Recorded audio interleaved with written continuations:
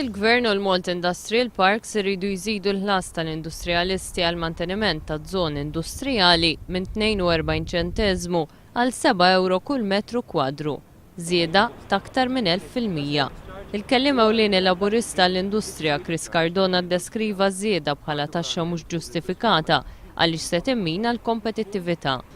Din hija żieda li ħadd tkisser il-kompetittività u s-saħħa li għandhom il-fabbriki bħalissa aktar u aktar fi żmien li hemm iż-żidiet ta' dawlu l-ilma.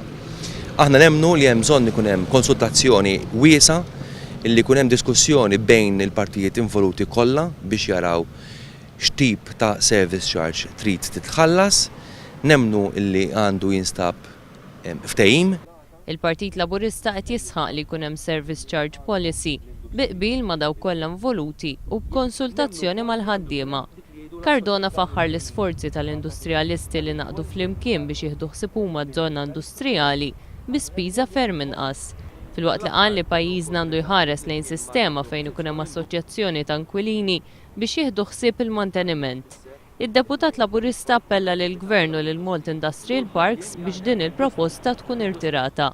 L-aktar fid-dawl tal-fatt li l-industrija diġà qed tiffaċċja piżijiet bil-kontijiet għoljin tad-dawlu tal-ilma.